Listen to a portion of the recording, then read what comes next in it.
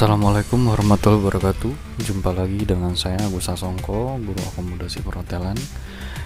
Hari ini kita akan melanjutkan pembelajaran mengenai housekeeping public area. Fokusnya kepada clean and public areas facilities and equipment, dengan sub elemennya adalah keeping tools and equipment after use. Jadi maksudnya pembelajaran hari ini membahas tentang penyimpanan peralatan dan bahan pembersih operasional setelah digunakan. Materi pembelajaran hari ini merupakan materi pembelajaran yang cukup vital, walaupun banyak sekali dalam keseharian seorang room attendant kurang detail. Room attendant atau seorang public area attendant kurang detail dalam melakukan perawatan dan penyimpanan bahan-bahan pembersih dan peralatan kerjanya. Jadi kita akan ulas secara singkat hari ini dalam pembelajaran Clean Public Areas Facilities and Equipment. Kompetensi dari elemen ini adalah yang pertama, describe the storage function of clean equipment and chemicals, yang mendeskripsikan penggunaan fungsi dari penggunaan itu sendiri, penggunaan dari peralatan dan bahan pembersih yang digunakan. Lalu describe how to store cleaning equipment and chemicals, ya, menjelaskan bagaimana proses penggunaan peralatan dan bahan-bahan pembersih. Lalu prepare storage for equipment and cleaning materials, melakukan persiapan penggunaan. Jadi sebelum disimpan peralatan dan bahan pembersih tersebut, bagaimana kesiapan yang harus dilakukan. Lalu storage of clean equipment and chemicals according to their types and characteristic, melakukan penggunaan peralatan dan bahan-bahan pembersih berdasarkan golongan dan tipe-tipe atau karakteristik dari bahan dan peralatan pembersih tersebut. Oke, kita akan masuk juga mengenai clean and check PPA. Ini adalah PPA itu termasuk peralatan pelindung, ya, peralatan pelindung selama digunakan dalam operasional, ya. Peralatan pelindung itu apa saja? Ya, seperti yang kalian tahu, dari ujung kepala sampai ujung kaki. Ujung kepala itu ada helmet, ada masker, ada safety goggles kalau misalnya harus diperlukan, lalu ada hand gloves, ya. Terus bagian kakinya ada safety shoes. Dan untuk area-area pekerja yang bekerja di area-area yang cukup tinggi tempatnya, itu mereka menggunakan body harness, ya.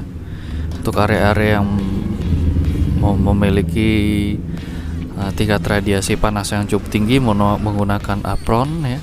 Atau contohnya di kitchen itu ada chef, ya, menggunakan chef jacket, itu termasuk APD juga. All equipment and PPE must be clean before being stored, ya. Semua peralatan pelindung harus dibersihkan sebelum disimpan. This is to enable it to be ready for immediate use and to reduce the chance of being affected by chemicals, ya.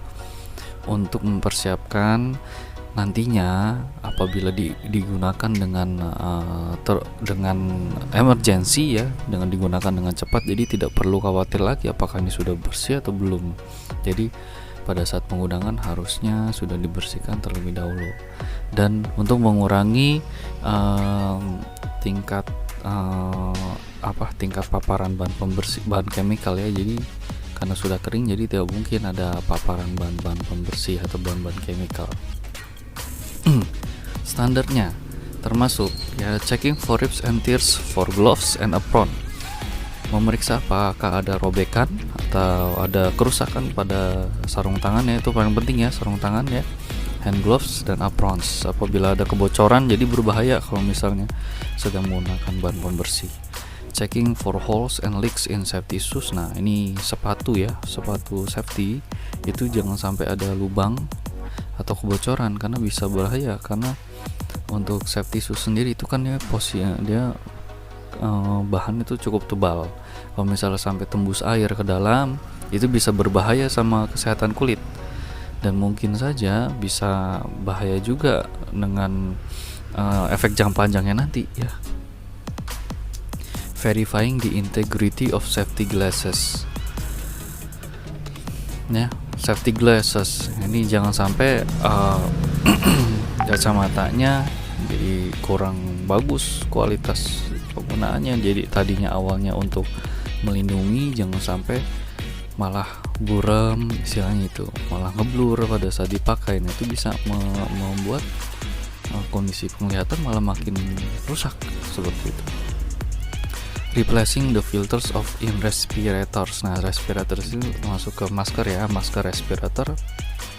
Biasanya ada filter bentuknya seperti tisu atau kapas. Nah, ini pastikan setiap mau digunakan harus diulang dulu, dibuang dulu yang lama dan dipasang yang baru, karena bisa saja yang sebelumnya dipergunakan oleh petugas lain dan kita tidak pernah tahu apakah ada bakteri atau virus di dalamnya. Jadi harus diganti setiap akan digunakan. Setiap orang menggunakan satu filters yang berbeda.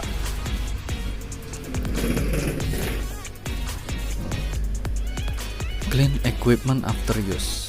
Membersihkan peralatan setelah digunakan. It is important for all equipment to be clean after every use. Ya, sangat penting ya untuk membersihkan semuanya, membersihkan semua peralatan setelah digunakan. This will to ensure that dirt and grime from a previous cleaning task is not transferred to another surface. Ya, untuk memastikan tidak ada cross kontaminasi yang dari tempat sebelumnya yang sudah dibersihkan, kan kotorannya kan pasti nempel di bahan peralatan pembersih pada saat mau digunakan di tempat lain. Jangan sampai fungsinya malah memindahkan sumber pengotor ya. Jadi harus dipastikan sebelum digunakan lagi dibersihkan terlebih dahulu. Lalu follow manufacturer's instructions. Nah, kadang peralatan pembersih itu ada petunjuk penggunaannya. Jadi akan lebih baik sebelum menggunakan peralatan pembersih, apalagi itu yang sifatnya mechanical, listrik ya, lebih baik dibaca dulu manual instructionnya supaya tidak ada kekeliruan pada saat penggunaan. How do you clean the following types of equipment? Ya, ini ada macam-macam. Kira-kira bagaimana sih penanganannya?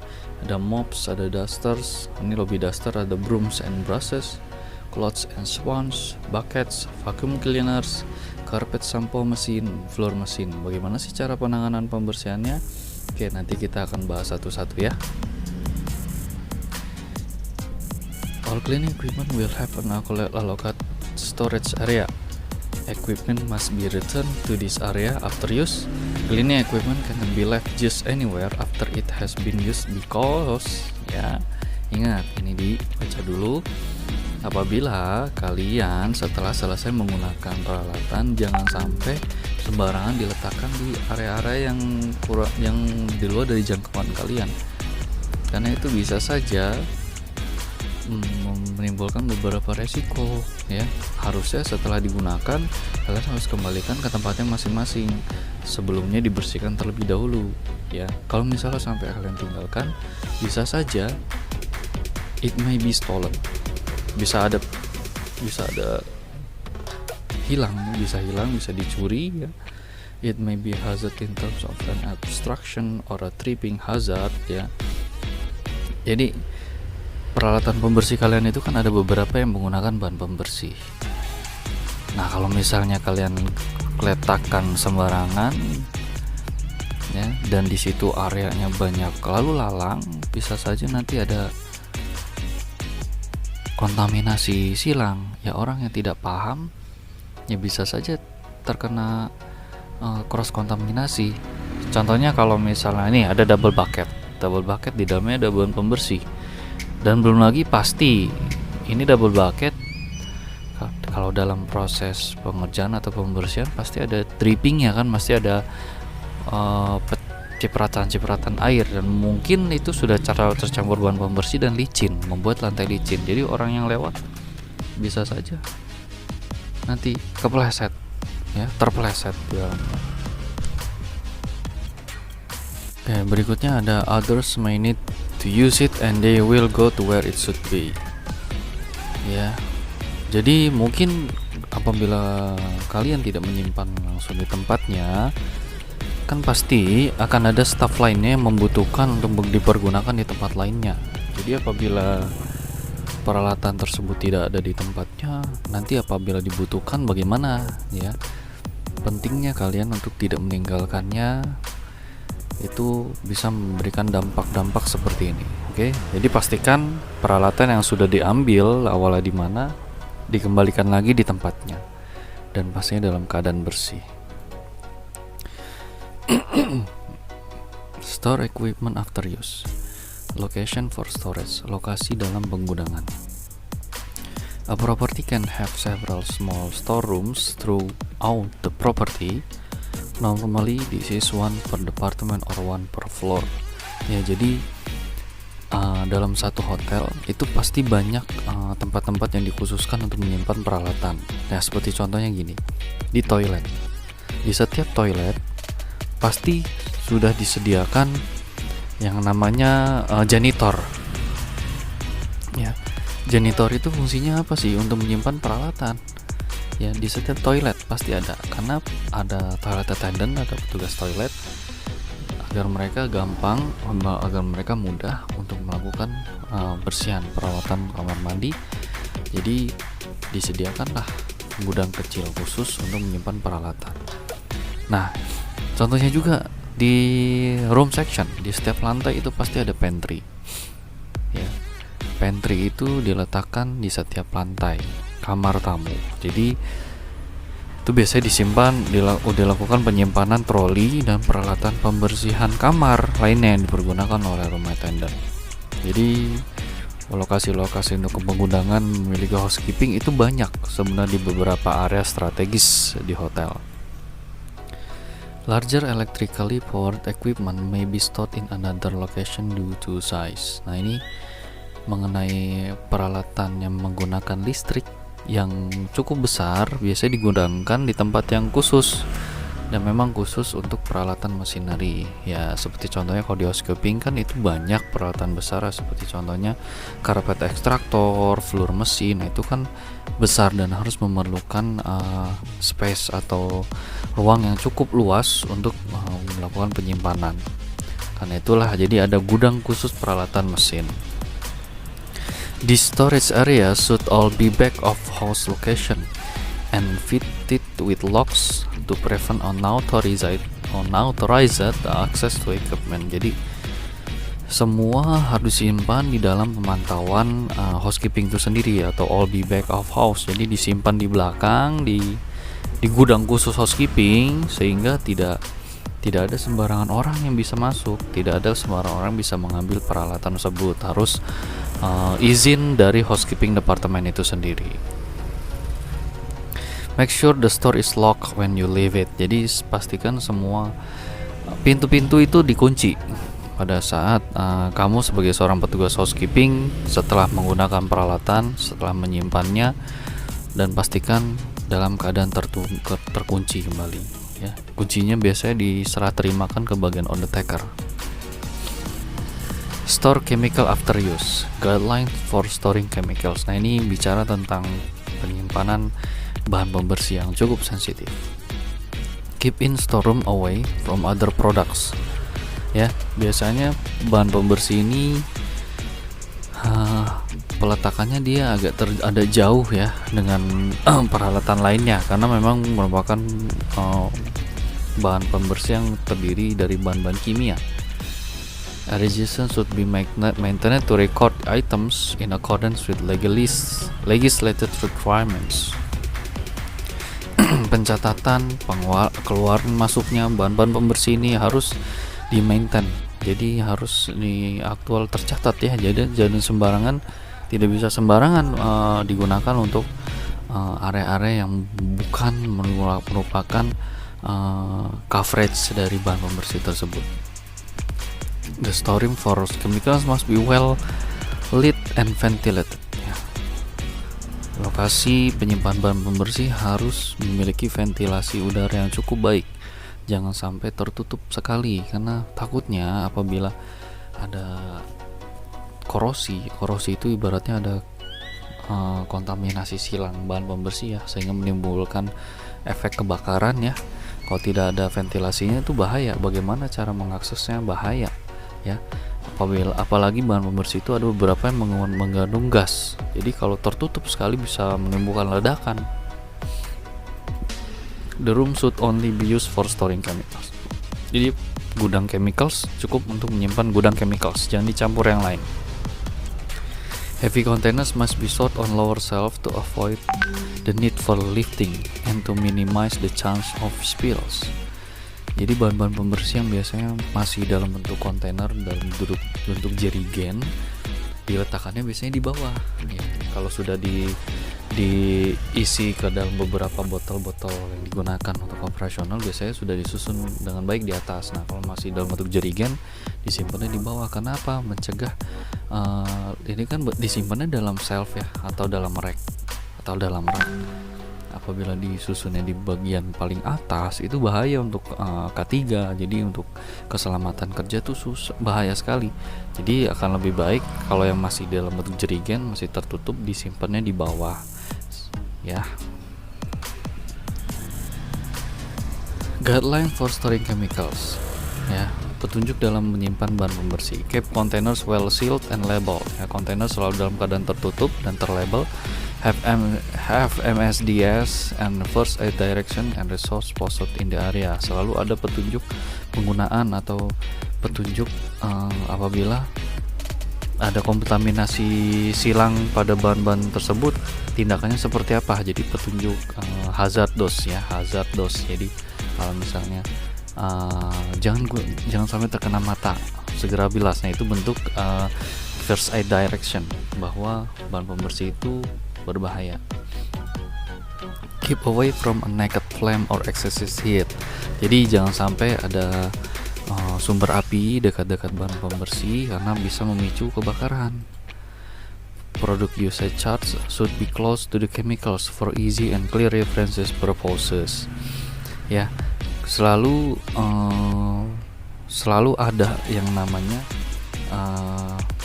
kayak seperti kartu inventory ya, yang posisinya berdekatan dengan bahan-bahan pembersih tersebut. Jadi ibaratnya gini, inventory itu adalah catatan yang digunakan untuk merecord atau mencatat bahan-bahan pembersih yang ada di dalam gudang tersebut. Jadi product usage, jadi product usage itu ada penggunaan bahan pembersih tersebut selalu tercatat ya, dan selalu referensinya selalu jelas. Jadi jangan sampai ada bahan pembersih yang keluar tapi tidak tercatat. Nah, ini nanti akan menyulitkan pada saat proses inventory setiap bulan, dan nanti akan ditelusuri ini digunakan untuk apa. Jangan sampai ada penyalahgunaan bahan pembersih ya, karena sifatnya sensitif sekali bahan-bahan pembersih ini dan berbahaya kalau digunakan tanpa ada pengawasan orang-orang yang profesional. Instruction for safe chemical handling must be posted ya.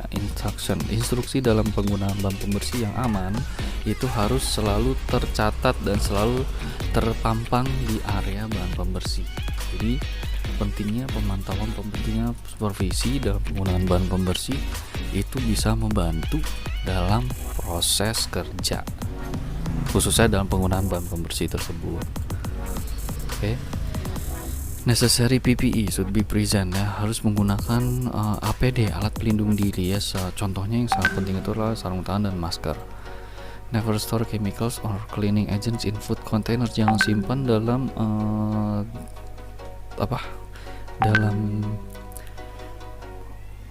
kontainer makanan, karena takutnya nanti akan dikira makanan dan itu bisa berbahaya. Ya, contohnya seperti botol minum ya.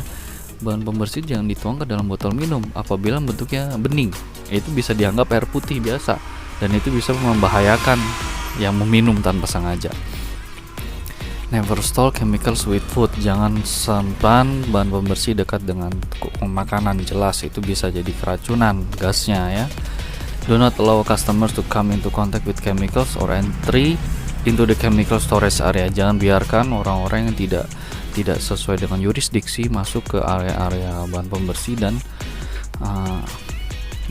masuk dan berkontak langsung dengan bahan pembersih. Never mix chemicals together. Jangan campurkan bahan-bahan pembersih tanpa ada pengawasan langsung dari orang-orang yang profesional.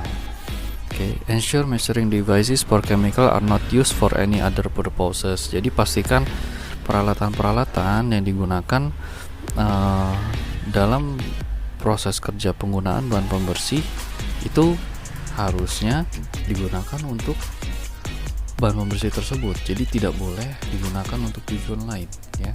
Jangan sampai ada yang namanya korosi atau cross kontaminasi. Contohnya penggunaan spons yang digunakan dalam pembersihan itu ada yang digunakan bahan pembersihnya MPC, ada juga yang menggunakan abrasive powder. Apabila dicampur satu spons itu untuk beberapa chemical itu bisa berbahaya, khususnya dalam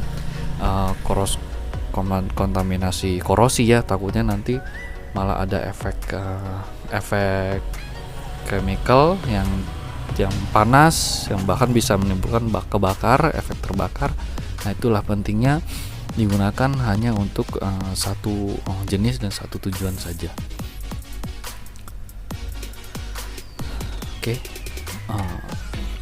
Seperti itulah bentuk macam-macam penjelasan mengenai teknik penyimpanan dan penggunaan peralatan dan bahan-bahan pembersih housekeeping setelah digunakan. Jadi saya harapkan kalian bisa memahaminya, dan setelah ini kita akan melihat tampilan video secara visual bagaimana cara merawat peralatan pembersih dan bahan-bahan pembersih khususnya yang biasa dilakukan dalam operasional public area.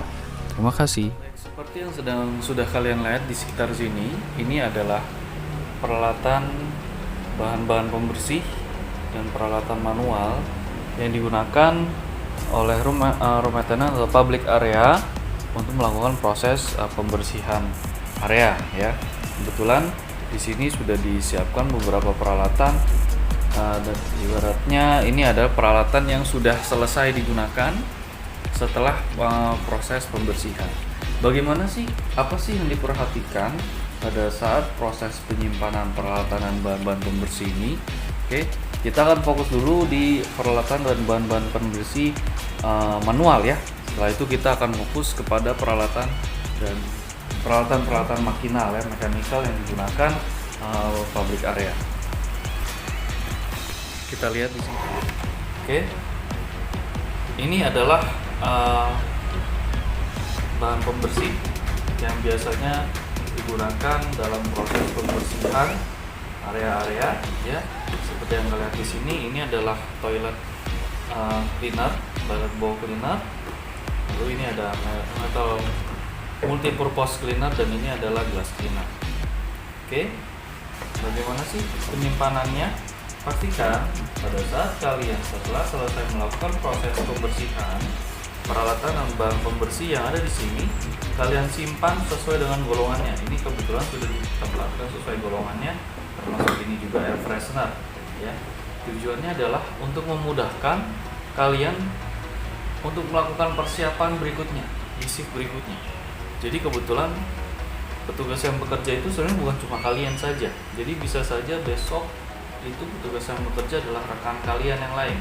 Jadi mereka sudah tahu, mereka sudah siap, peralatan dan bahan-bahan pembersih sudah ditempatkan sesuai dengan golongannya dan dalam keadaan rapi. Oke. Apabila bahan-bahan pembersih yang kalian simpan kembali ini dalam keadaan kurang terisi, silakan kalian isi ulang kembali untuk memudahkan pekerja di shift berikutnya untuk mempersiapkan pekerjaan ini. Baik, kembali kita akan mulai melanjutkan pembelajaran bagaimana proses menyimpan peralatan pembersih manual. Tadi sebelumnya kita sudah membahas sedikit perihal tentang bagaimana proses penyimpanan bahan-bahan pembersih. Baik, sekarang kita akan membicarakan tentang bagaimana caranya menyimpan peralatan pembersih manual, seperti contohnya seperti sudah kalian lihat. Ya, sebelumnya saya menggunakan masker dulu, ya, karena kita akan melakukan pembersihan, karena ini merupakan salah satu bentuk menjaga K3, keselamatan, keamanan, dan kesehatan kerja. Oke. Mudah-mudahan masih cukup jelas saya berbicara. Baik, di sini sudah disiapkan berbagai macam quote, ya. Quote yang kita siapkan jenisnya dashboard saja, karena untuk melakukan proses pengeringan peralatan bersih manual yang sudah kita gunakan. Jadi anggap saja ini peralatan bersih yang sudah kita gunakan tadi, ya, selama proses bekerja. Seperti yang kalian lihat di sini ada brush, ada samois, ya, dan ada ini namanya glass wiper, ya, window wiper. Pastikan kalian siapkan dust cloth. Dust cloth ini fungsinya untuk mengeringkan peralatan-peralatan manual, pembersihan manual, supaya pada saat proses penyimpanan semua dalam keadaan kering, tidak lembab. Karena apa?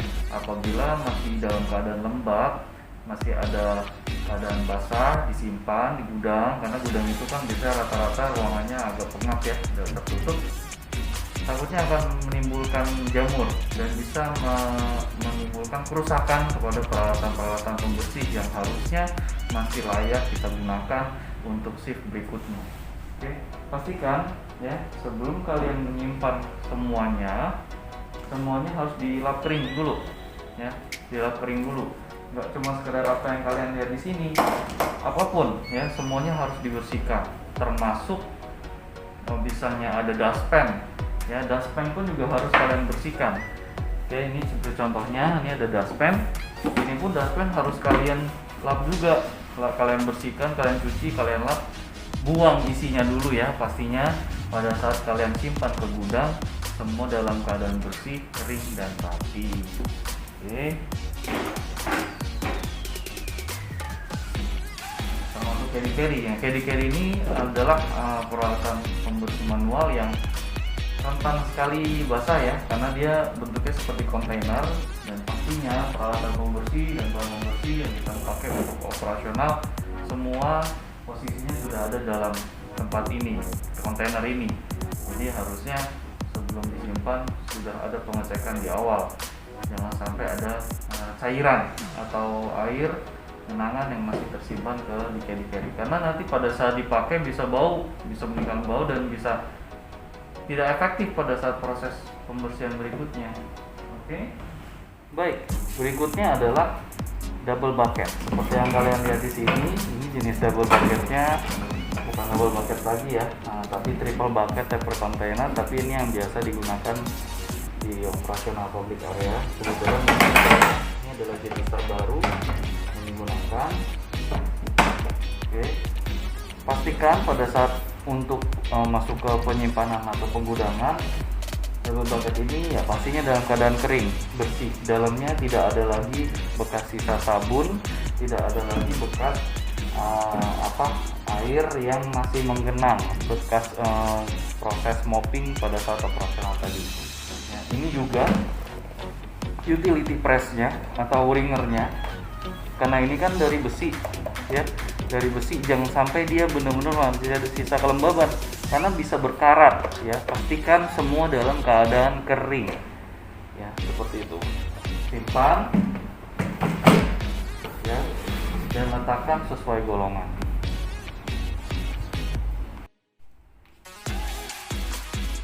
Oke, berikutnya ini adalah kita mulai memasuki perawatan dari peralatan mekanikal yang kita gunakan.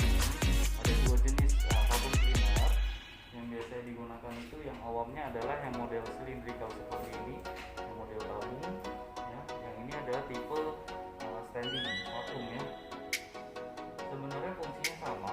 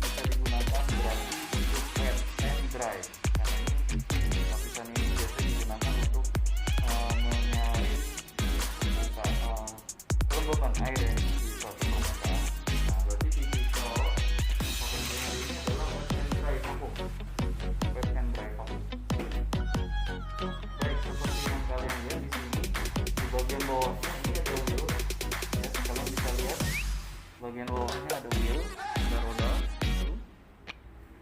Oke, ada roda. Terus ini adalah bagian kontainernya. Kontainer ini bagian dalamnya itu ada tangki, jenis tangki yang digunakan untuk menampung air, yang digunakan untuk menampung air dan menampung debu. Dan bagian atasnya ini adalah motor head. Ini ada tombol on off-nya, tombol on off, dan ini adalah kabel ya, electrical kabel. Oke, kita coba buka ya. Jika juga pada saat kalian mau melakukan penggunaan atau penyimpanan vakum setelah digunakan, pastikan keadaan dalamnya dalam keadaan bersih. Nah ini motor headnya ya, vakum.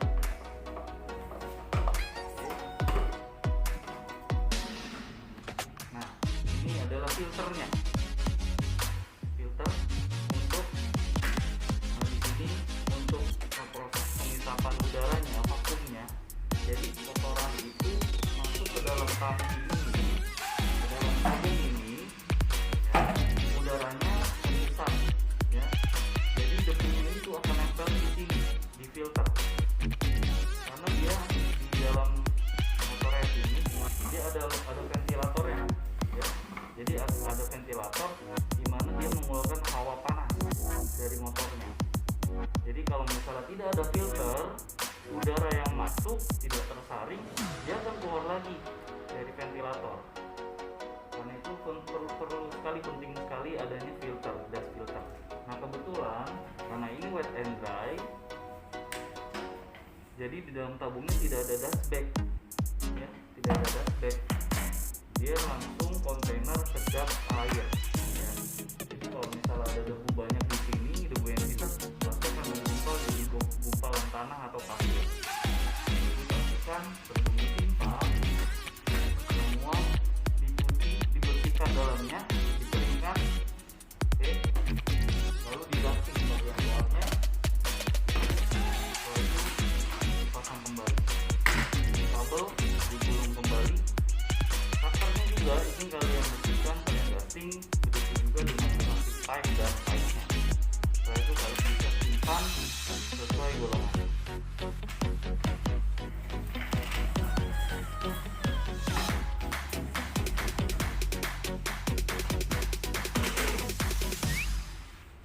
Baik, sedangkan untuk